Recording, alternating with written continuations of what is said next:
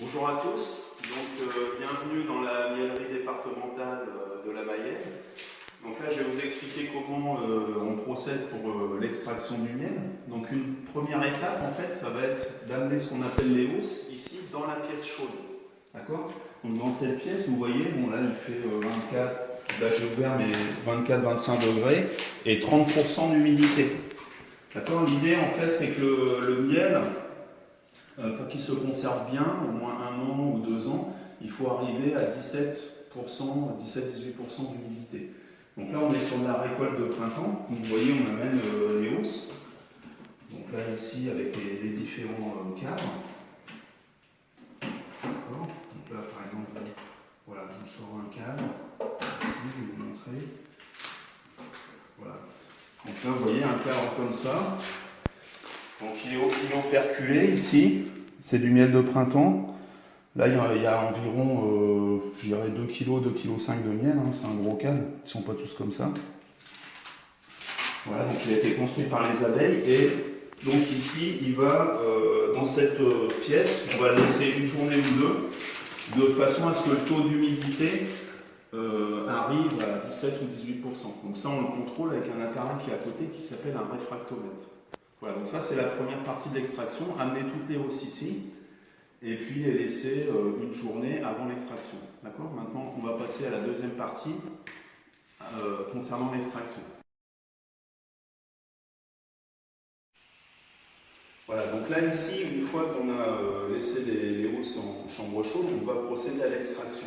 Donc là, ici dans cette pièce, on a plusieurs chaînes d'extraction en fonction du type d'utilisateur. Donc on a des petits extracteurs pour des gens qui ont jusqu'à 10 ruches. Et puis là, ici, on a ce qu'on appelle un Tetra Plus pour des gens qui ont entre 20 et 50 ruches. D'accord? 20 et 50 colonies. Donc là, en fait, on va prendre chaque cadre que vous avez vu tout à l'heure. Par exemple, ici, voilà, ça c'est un cadre.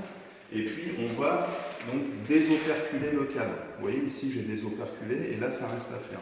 Donc moi, je travaille en fait au couteau. Voilà, comme ça. Donc on va simplement passer sous la couche l'opercule de miel. Voilà. Vous voyez, donc bon, c'est un petit peu plus long, il y a des machines plus sophistiquées, mais l'avantage c'est qu'on fait du bon travail et on ne va pas laisser trop de particules de cire dans le miel. D'accord?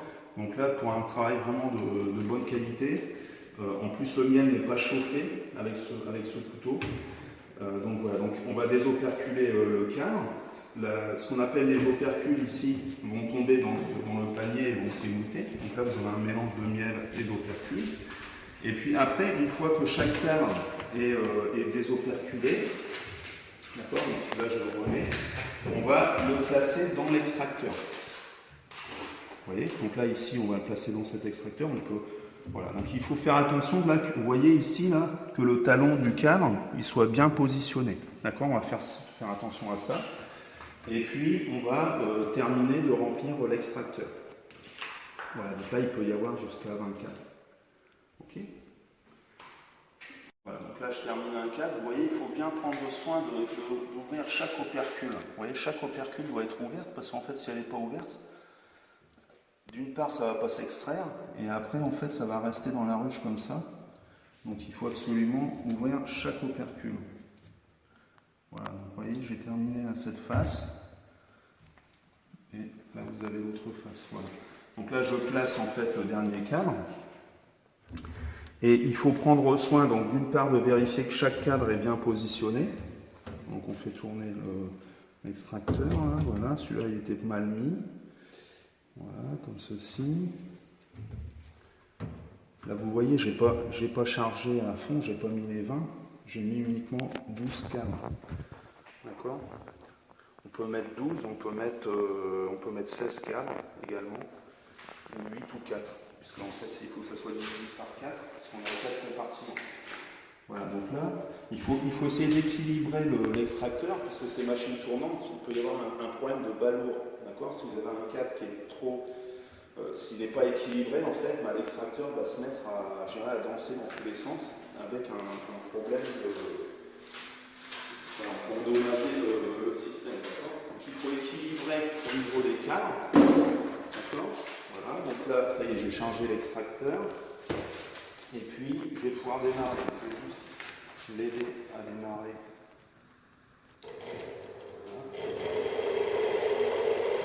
Voilà, là c'est parti.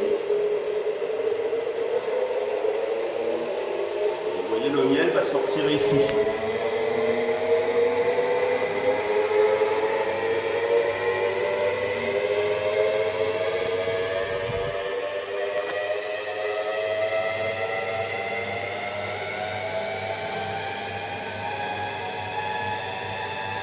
Vous voyez, il n'y a pas trop de vibration.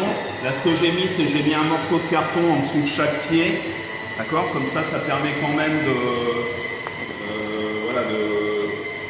pas frotter trop sur le carrelage. Et il faut contrôler la machine, d'accord, pour vérifier qu'il n'y a pas de balourd. Voilà, donc là, ça bouge un petit peu, mais ça reste correct. Là, en fait, le miel est projeté sur les parois, et puis il va descendre au fond. D'accord? Donc là, on peut voir. On peut voir ici au fond le miel, d'accord, qui coule de l'extracteur. Là, ici, là, au bout de mon doigt, on voit le miel qui est extrait des plaques. Voilà, donc là, je vais augmenter gentiment la vitesse.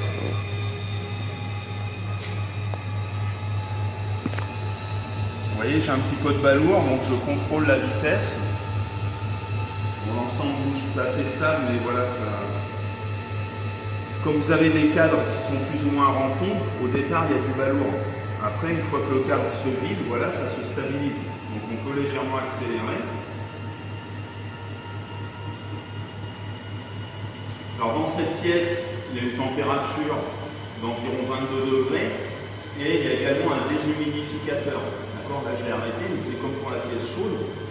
Le miel va capter l'humidité, donc on a besoin en fait d'extraire le miel dans une pièce où le taux d'humidité est le plus bas possible. D'accord? Parce que là, les gouttes de miel elles vont passer, il va y avoir un échange avec l'air ambiant, il ne faut pas que le miel se charge en humidité. Okay, donc là, voilà, on a toujours un déshumidificateur qui permet de contrôler ce taux d'humidité. Voilà, donc là, j'accélère, là, quand je suis à fond, là, vous pouvez venir voir, je ne vais jamais à fond, là. D'accord? Je suis sur le... Ici, je suis pas... Là, c'est à fond, là, je suis à un cran avant. D'accord? Voilà, là, c'est la vitesse maximum.